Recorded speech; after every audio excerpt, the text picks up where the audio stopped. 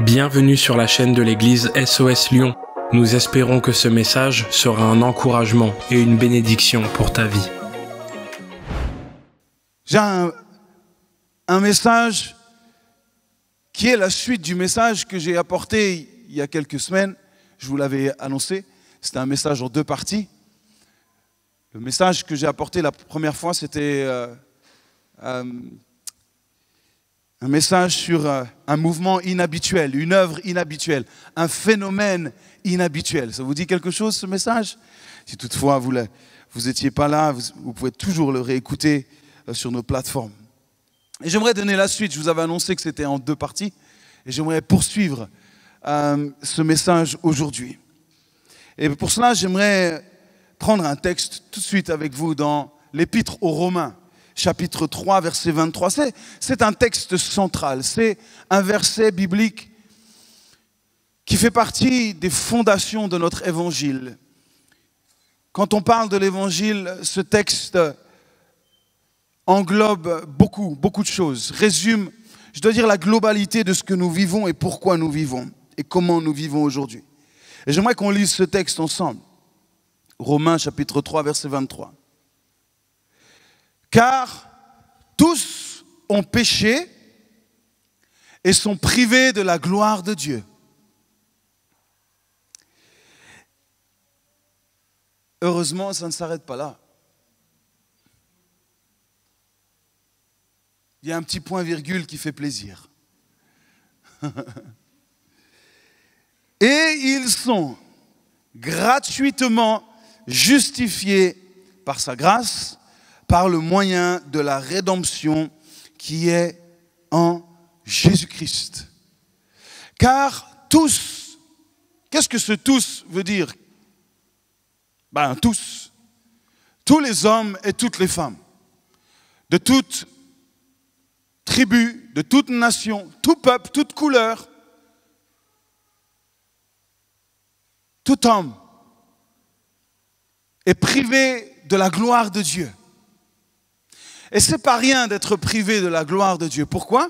Parce que nous sommes nés pour vivre dans la gloire de Dieu. Mais là, nous sommes privés de la gloire de Dieu. Est-ce que ça vous arrive des fois de vous priver vous-même de certaines choses? Pendant quelque temps, l'été arrivant, je vais me priver de certains extras habituels. Mais généralement, cette privation a une durée, vrai ou pas? Dire, allez, pendant 2 mois, je fais un effort, je vais me priver de cela.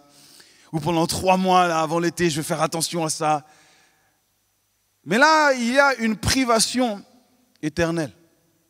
Car tous ont péché et sont privés de la gloire de Dieu. Je me souviens, quand j'étais adolescent, j'étais, moi, passionné par le sport. Je jouais au basket, c'était ma passion. Et puis, je me souviens, c'était mon année de 5e au collège. C'était une année, voilà, un petit peu turbulente. Une année où je n'étais pas forcément dans le bon entourage, le bon environnement. Et puis, je me suis laissé un petit peu embarquer à droite et à gauche par des mauvaises fréquentations. Et puis, jusqu'au jour où mon père a mis le nez dedans dans cette affaire. Et il savait ce qui allait toucher ma vie. Il savait ce qu'il fallait faire pour marquer le coup dans ma vie. Et je me souviens, on s'est vu un jour autour de la table et il m'a dit, Matt, je ne veux pas te faire un dessin sur la situation, tu sais très bien. Mais à partir d'aujourd'hui, le basket, ça s'arrête. Et là, j'ai l'impression que mon cœur s'arrêtait en même temps. Mais j'ai dit, mais combien de temps? Et là, il m'a dit 3 mois. 3 mois? Mais moi, je m'entraîne 3-4 fois par semaine. Je joue tous les week-ends. Et là, ça va s'arrêter pendant 3 mois. Mais qu'est-ce que je vais dire à mes amis? Qu'est-ce que je vais dire à mon entraîneur? Ce n'est pas mon problème. Tu vas assumer ta faute, tu vas assumer ton comportement, et tu iras toi-même dire les choses, et tu régleras ça de ton côté. Et on en reparle dans 3 mois. Ah! Quelle privation! Mais il a fallu que j'assume jusqu'au bout. Parce que je ne pouvais pas disparaître comme ça de l'équipe et dire, ben oui, il est où Matt, on ne le voit plus. Et puis, je me souviens, le jour où j'ai dû aller voir mon entraîneur pour lui dire que j'allais être absent pendant les 3 mois qui allaient suivre. J'ai brodé une certaine histoire. Je n'ai pas été 100% honnête, je vous l'avoue, je le confesse. Et je lui ai dit qu'il fallait que je règle certaines choses et que voilà, au niveau de l'école, il fallait que je mette un coup de rein et qu'il fallait que je... C'était pas tout à fait juste. Enfin, c'était une partie de la vérité, je n'ai pas dit toute la vérité. Je n'ai pas menti non plus, vous voyez, on essaye toujours de... Mais j'ai vécu cette privation, c'était dur, parce que j'aimais ça. Parce que c'est ce qui me faisait vivre, c'est ce que j'aimais particulièrement. Je me réveillais pour ça, je pensais qu'à ça. Et là, on était venu enlever ma raison de vivre.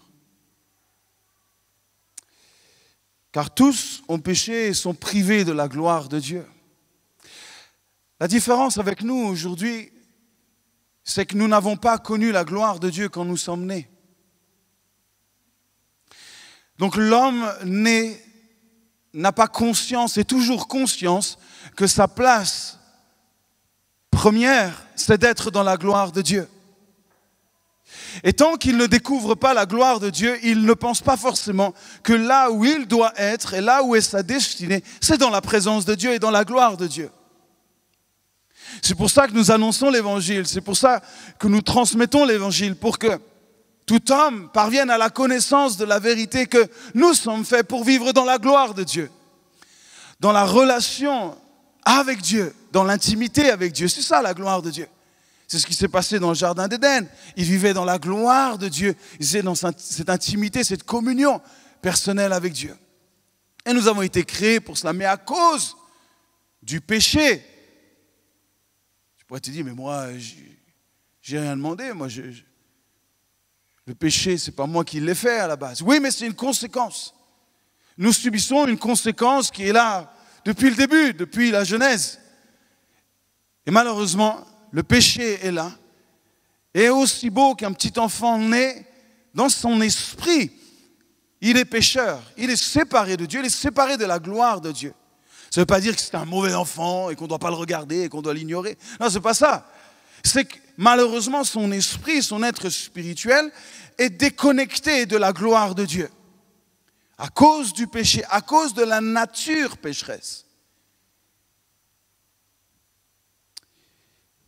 Mais il y a une merveilleuse nouvelle. Une grande nouvelle pour l'humanité.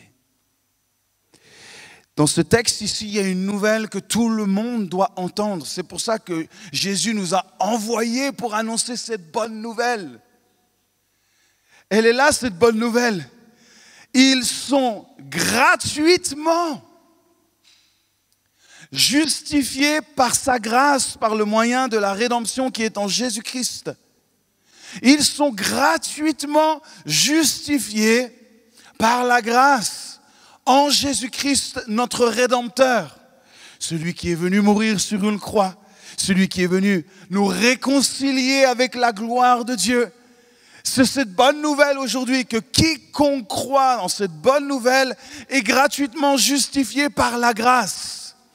Et c'est ça la nouvelle aujourd'hui que nous vivons chacun les uns les autres et nous expérimentons encore et encore les effets de sa grâce jour après jour. Amen. Mais tout recommence à nouveau, la gloire de Dieu. Nous sommes reconnectés avec la gloire de Dieu quand nous reconnaissons Christ comme notre Sauveur et comme notre Seigneur.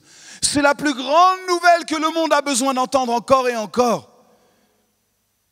Mais l'homme, malheureusement, parfois choisit encore de vivre dans sa propre gloire à lui. Alors qu'à la base, nous avons tous été créés pour être dans la gloire de Dieu. Ce n'est pas qu'un jour, vous notez dans le texte, tous sont justifiés par sa grâce. Ce n'est pas un jour seront justifiés par sa grâce. C'est quiconque croit aujourd'hui est justifié aujourd'hui. En fait, se reconnecter avec la gloire de Dieu est une décision qui se prend en quelques instants,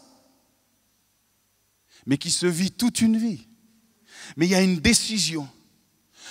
Tout Tout comme l'homme, à un moment donné, a pris une décision pour se séparer de Dieu, en Jésus-Christ, il faut une décision pour se reconnecter avec Dieu. Aussi rapide cela a été pour l'homme de se déconnecter, aussi rapide pour l'homme aujourd'hui en Jésus, c'est facile de se reconnecter avec Dieu aussi. Gratuitement. Pourquoi? Vous m'avez souvent entendu dire, si c'est gratuit pour nous, c'est que quelqu'un a payé pour nous.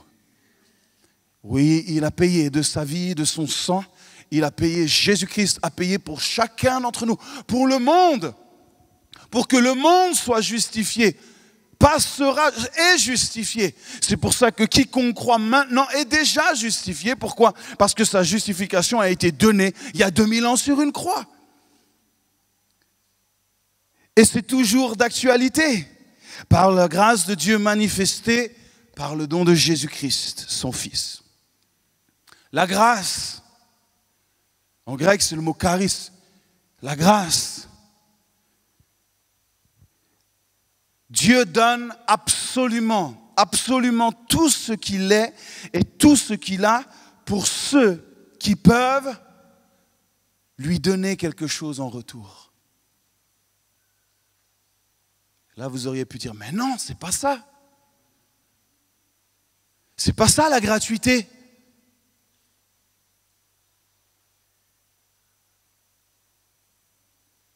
Non, Dieu ne donne pas pour avoir quelque chose en retour. Il donne gratuitement. Ça s'appelle la grâce. C'est gratuit de recevoir cette grâce et de saisir cette grâce. Mais suivre Jésus, oui, va te coûter quelque chose. Mais la grâce, c'est gratuit, c'est écrit ici. Ils sont gratuitement justifiés. Non, ce n'est pas une monnaie d'échange, la grâce. C'est un cadeau que Dieu te donne.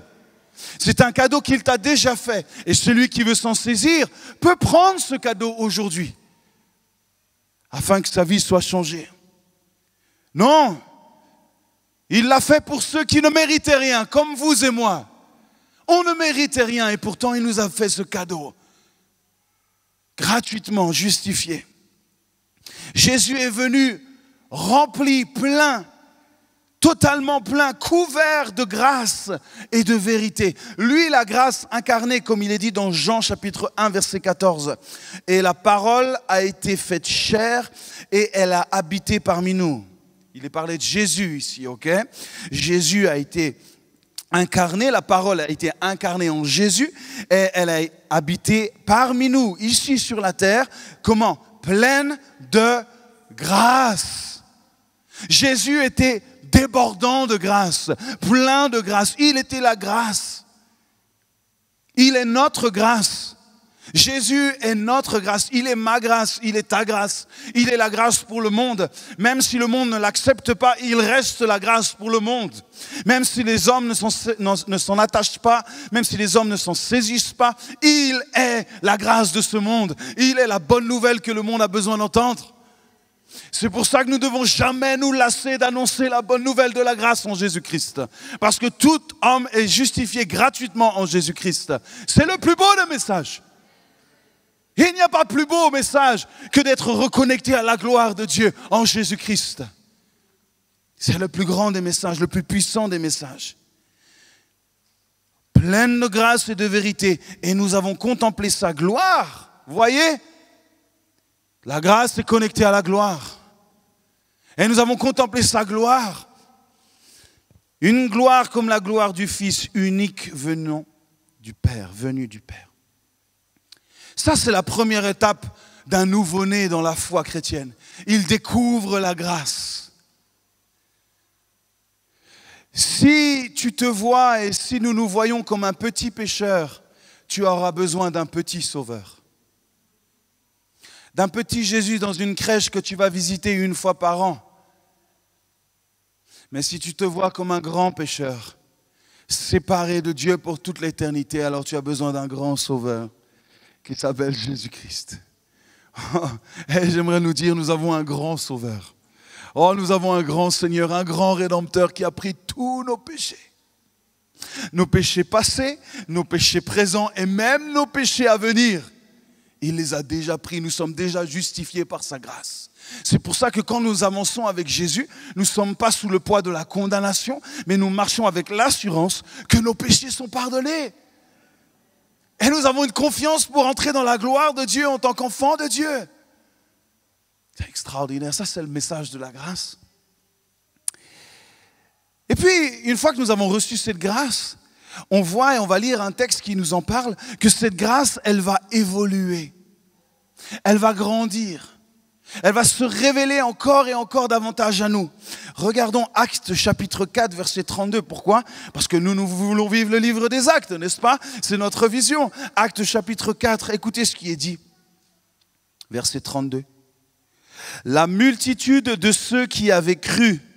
Donc là, qui sont ceux qui ont cru ? C'est ceux qui ont choisi de croire en Jésus comme Seigneur et Sauveur et qui là ont été connectés à cette grâce, donc à la gloire de Dieu.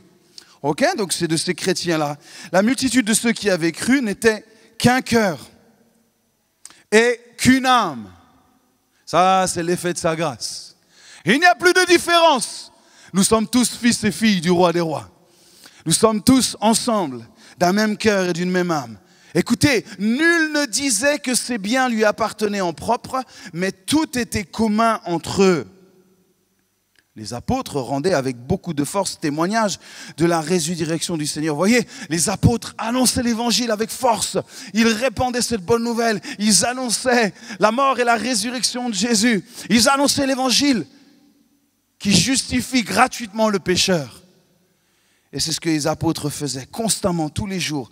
Et écoutez ce qui est dit ici. Et une grande grâce. Une grande grâce reposait sur qui ? Sur eux tous. Sur tout le monde.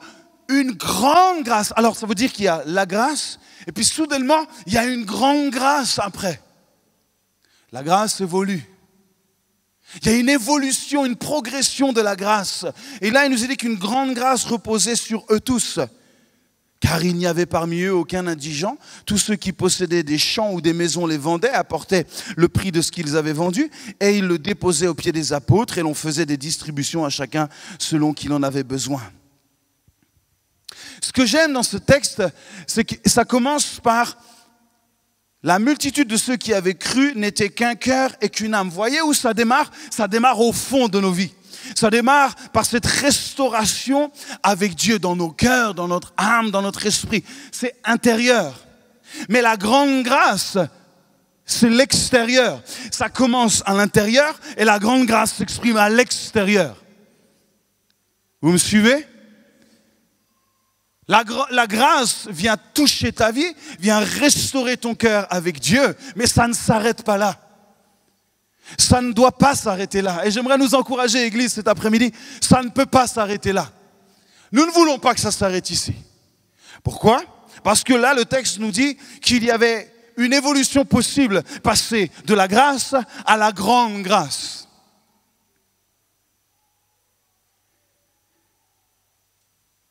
La grâce change ta vie de l'intérieur vers l'extérieur.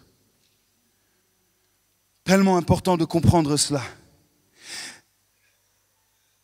Ce texte est le texte unique que vous pourrez trouver dans la parole où il est parlé de grande grâce. Il n'y a pas d'autre texte dans la parole où il est parlé de grande grâce. Il est parlé de grâce, mais c'est le seul qui parle de grande grâce. En fait, quand vous regardez grande grâce, c'est aussi méga grâce. Une méga grâce. Méga. Qui n'a pas de limite. C'est gigantesque, c'est abondant. C'est étendu, c'est large. Et cette méga grâce reposait sur chacun. J'aimerais nous dire quelque chose aujourd'hui, Église. Il ne faut pas avoir peur de s'élargir. Église SOS, n'ayons pas peur de nous élargir.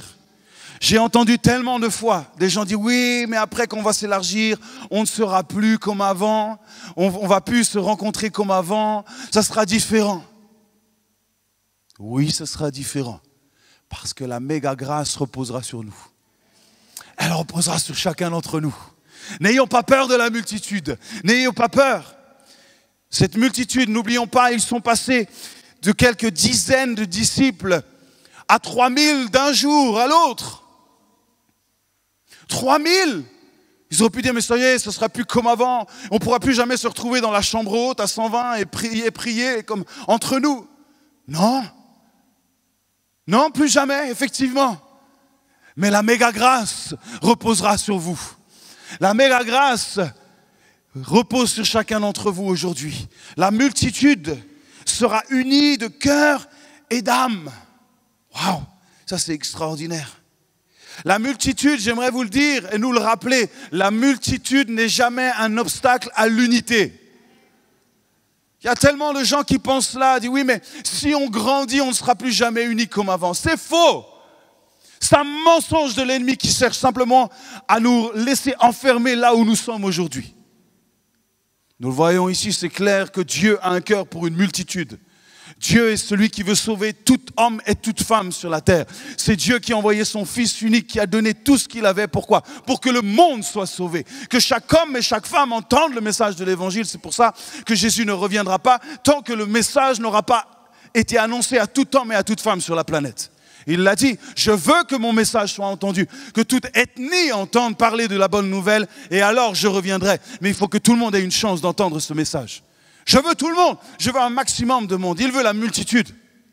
Et nous, parfois, on est là, on dit, on est bien entre nous. C'est bien comme ça. Ah, la présence des uns et des autres, on se connaît tous. Oh là là, c'est magnifique. Vous voyez qu'ils se sont connus tous là, les 3000 d'un coup?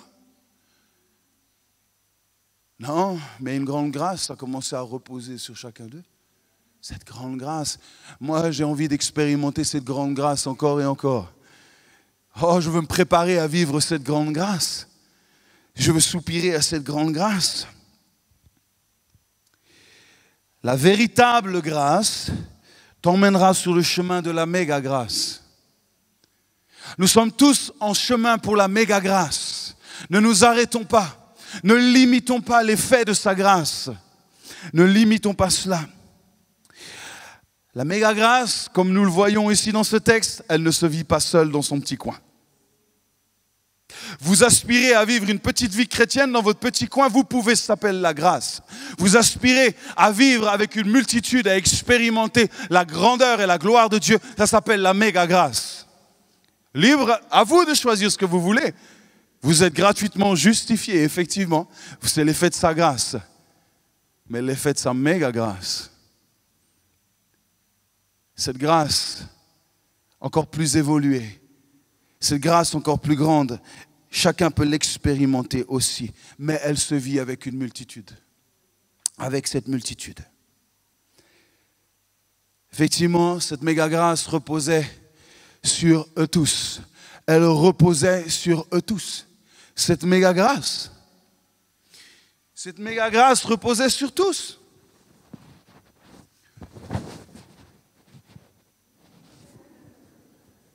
Cette méga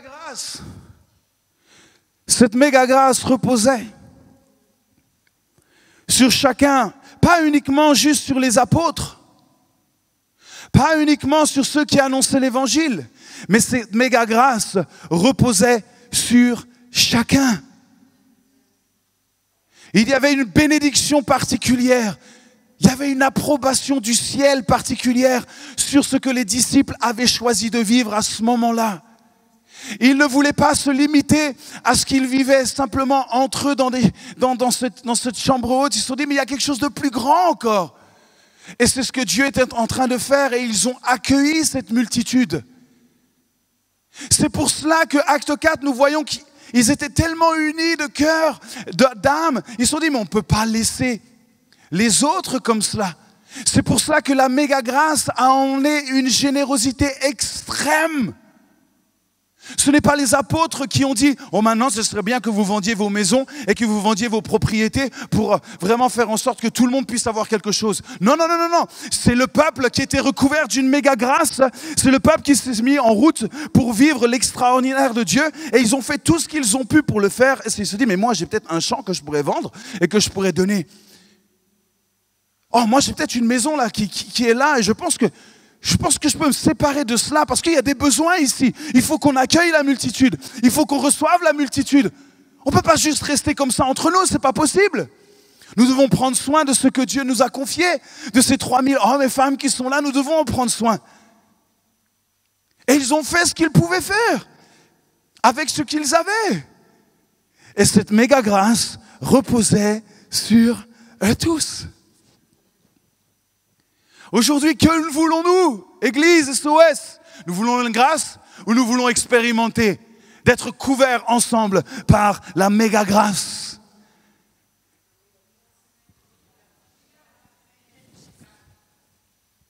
Il fait chaud sous la méga grâce.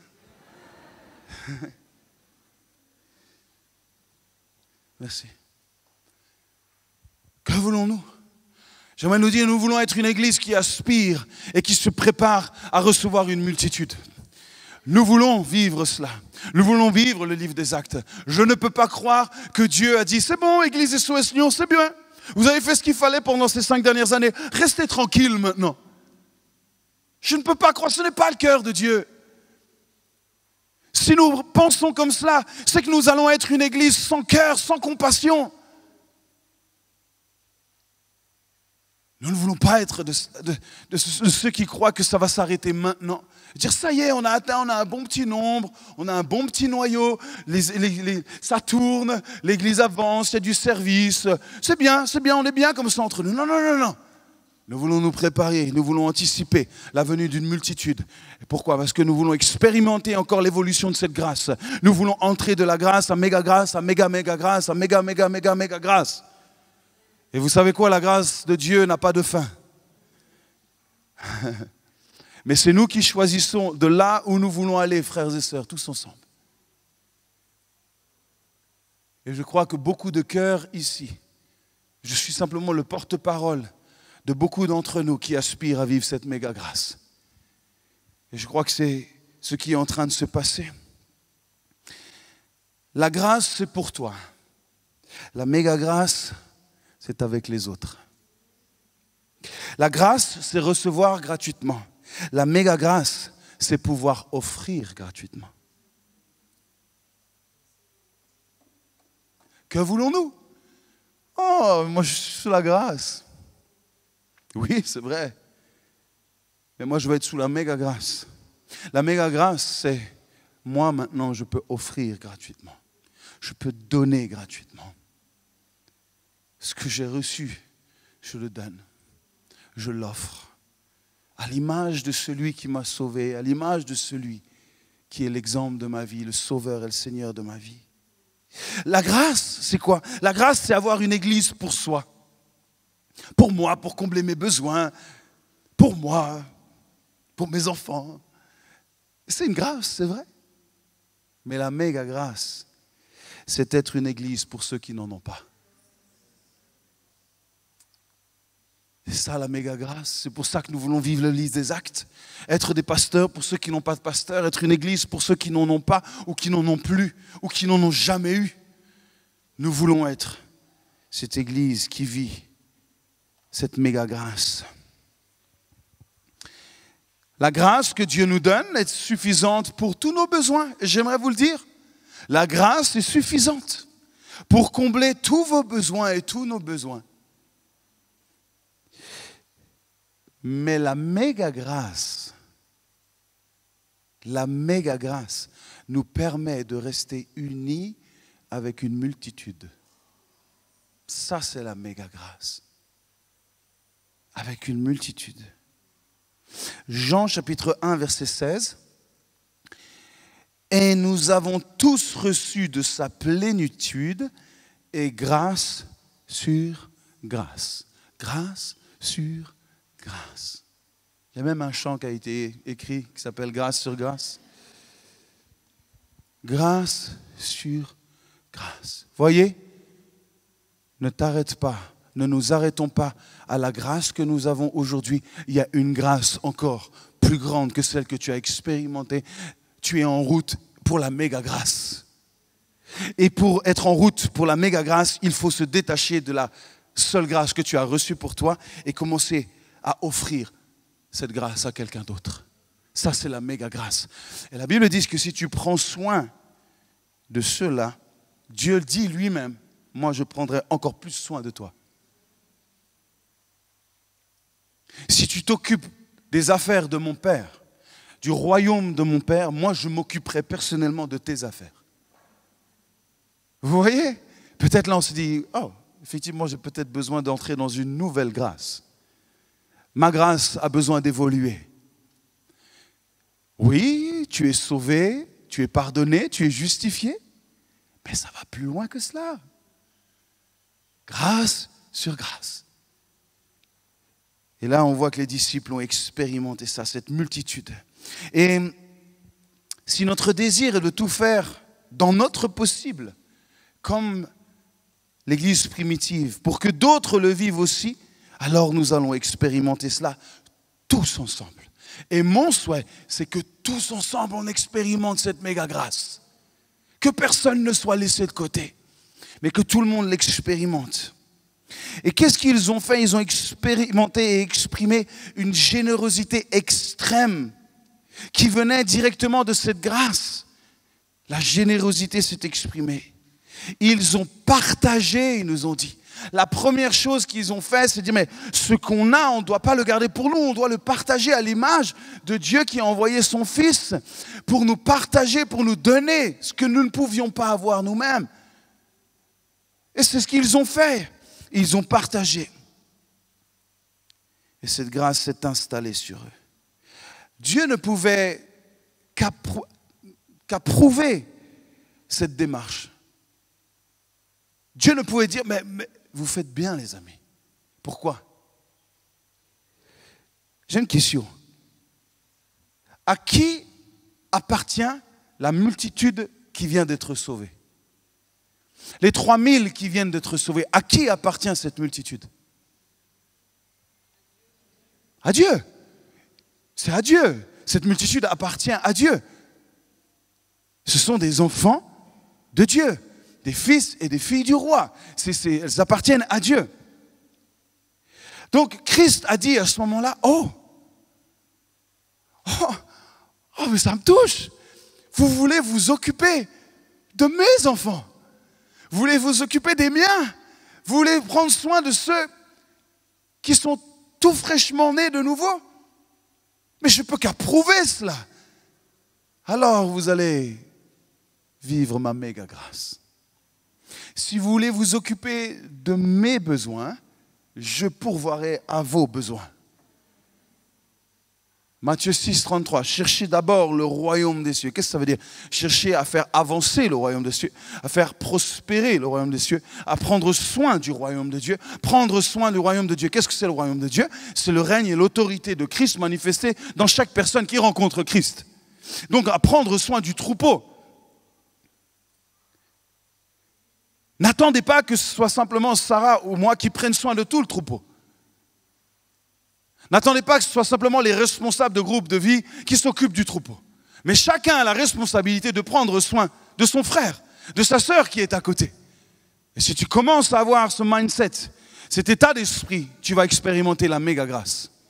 Si tu donnes un petit peu de ton temps, si tu donnes un petit peu de qui tu es, si tu commences à déverser un petit peu de la grâce que tu as reçue sur ton frère qui est à côté de toi, la parole le dit, si tu ne peux pas aimer le frère qui est à côté de toi, pourquoi tu dirais que moi que tu ne vois pas, tu m'aimes? Oui, Dieu est très rationnel en même temps. J'aime les exemples qu'il donne. Il dit, mais sois cohérent. Tu dis que tu m'aimes, et moi je place un de mes enfants à côté de toi, et tu n'es pas capable de prendre soin de lui, et tu dis que tu m'aimes. Mais non, sois cohérent. Soyons une église cohérente. Soyons une église pragmatique. Nous disons que nous aimons Dieu. Alors nous devons prendre soin les uns des autres et nous préparer à accueillir ce que Dieu va emmener. Ce que Jésus va faire venir ici. Et c'est ce que nous voyons semaine après semaine, des gens qui rentrent ici. Et notre désir, c'est de prendre soin d'eux. Mais n'attendez pas que quelqu'un d'autre le fasse. Vous pouvez le faire aussi. Et vous pouvez expérimenter la grande grâce, cette méga grâce, et elle reposera sur toi. Et j'aimerais nous dire, ça va être indispensable. Pourquoi? Parce que si nous voulons accueillir une multitude, ça ne pourra pas reposer que sur certaines personnes.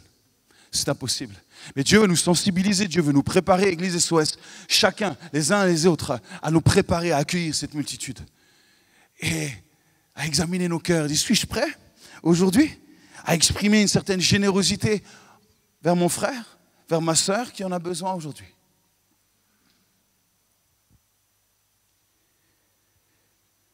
Une multitude de nouveaux croyants, une multitude dont il faudra prendre soin. Méga grâce.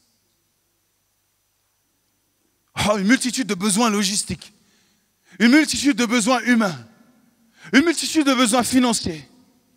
Méga grâce. Méga grâce. Une multitude de besoins, de compétences intellectuelles, physiques, émotionnelles. Multitude de besoins. Méga grâce. Elle repose sur eux tous. C'est pour ça que plus nous avançons dans l'œuvre du royaume de Dieu, plus nous goûterons à cette méga grâce. Grâce sur grâce. Voulons-nous évoluer? Alors évoluons dans la grâce de Dieu. Évoluons dans la grâce. En prenant soin de ce que Dieu nous confie. C'est pour cela qu'une église qui veut se préparer à accueillir la multitude est une église qui vit une grâce particulière dans la foi, je crois, dans la créativité. Parce que Dieu est celui qui va nous donner de la créativité pour prendre soin des uns et des autres. La créativité pour atteindre ceux qui ne connaissent pas encore l'Évangile. Il va y avoir une grâce dans le dynamisme, dans l'énergie. Une église en mouvement, déterminée à prendre tous les risques nécessaires pour voir la famille de Dieu s'agrandir. Et j'ai une question, sommes-nous prêts à prendre des risques et davantage de risques encore pour prendre soin de ce que Dieu nous confie maintenant et surtout pour nous préparer à ceux qui arrivent? La multitude est là. Elle est là. Je crois qu'il y a des milliers, des dizaines de milliers, des centaines de milliers, des millions de personnes que Jésus est en train de préparer pour que l'Église de France puisse les accueillir. Je le crois. Ce qu'il faut, c'est simplement que l'Église connecte avec cette pensée. Et que nous puissions commencer à nous préparer. À nous préparer. Vous avez entendu dans les informations récemment dans le 38, tout un village qui a été rasé par l'écoulement de boue. Vous avez vu ça? Tout un village. La seule chose qui est restée, c'est l'église. Toutes les maisons ont été balayées. Tout a été... Et j'écoutais une personne du village qui dit « Mais ça fait 5 ans qu'on demande à renforcer les digues. Ça fait 5 ans qu'on demande de faire des travaux pour pouvoir faire en sorte que ce qui arrive aujourd'hui ne puisse pas arriver. » Ils ne se sont pas préparés. Tout le village a été balayé. Manque de préparation. Les amis, nous ne voulons pas être en manque de préparation. Non, non, non, non, non. Nous voulons nous préparer, nous voulons élargir notre vision, nous voulons viser la multitude. Nous voulons regarder la multitude. Et si vous êtes comme moi et vous regardez la multitude, je vous assure que vous allez être une église en mouvement. Je vous assure que vous allez vous préparer. Je vous assure que la grâce va venir sur vous. Une méga grâce va venir sur vous. Je vous assure que vous allez commencer à faire tout ce qui est dans votre possible pour accueillir ce que vous voyez devant. Souvent, nous préférons avoir des œillères. Souvent, nous préférons ne pas voir au risque de se sentir coupable parce que Dieu nous montre quelque chose. Au risque de dire non, je suis bien comme ça, je ne veux pas regarder trop devant. Sinon ça va m'engager un peu. Regarde, il y a la méga grâce qui reposera sur chacun d'entre nous. Et je crois que notre Église est appelée à vivre une explosion des potentiels, une explosion des capacités en tout niveau, une explosion des dons, aussi bien naturels que spirituels. Nous sommes appelés à vivre cela. Pourquoi? Parce que nous voulons nous préparer à recevoir cette multitude. La méga grâce reposera sur nous tant que nous resterons et nous serons prêts à accueillir une multitude. Le jour où nous choisissons de rester assis et de vivre tranquillement la grâce, Dieu ne nous condamnera pas, nous aurons notre ticket pour le ciel, mais nous passerons à côté de l'expérimentation de la méga grâce et surtout de voir les multitudes se tourner vers Jésus, qui est la plus grande joie que nous pouvons expérimenter sur la terre, c'est de voir les multitudes être sauvées. Sauvées! Ramener à la maison, il n'y a pas plus grande joie que de vivre cela et d'expérimenter cela. Et nous sommes tous appelés à le vivre. N'attendez pas le dimanche pour le vivre. N'attendez pas d'emmener quelqu'un à l'église pour le vivre. Donnez gratuitement ce que vous avez reçu chaque jour. Dire, toi tu fais partie de la multitude. Laisse-moi juste t'aimer. Laisse-moi juste témoigner de la gloire de Dieu. Laisse-moi juste exprimer combien Jésus t'aime. Alors, tu n'es pas obligé de le dire avec ces mots-là, ok? Parce que tu peux faire peur aussi à quelqu'un en lui disant cela. Mais tu peux lui montrer à quel point nous l'aimons. Grâce ou méga grâce, libre à chacun. Mais aujourd'hui, j'aimerais nous l'annoncer clairement, que nous voulons être une église qui vit la méga grâce. Qui n'est pas une église qui est centrée sur son nombril, mais qui regarde devant, qui regarde à tous ceux à l'extérieur qui ne sont pas encore avec nous. Et tant que nous serons préoccupés par le dehors, nous laisserons Dieu s'occuper de nos propres besoins. Et nous verrons. Et nous expérimenterons encore et encore sa grâce. Amen. Merci d'avoir pris le temps d'écouter ce message. Si tu n'as pas encore d'église, rejoins-nous. Toutes les informations sont sur notre site église-soslyon.com. À bientôt.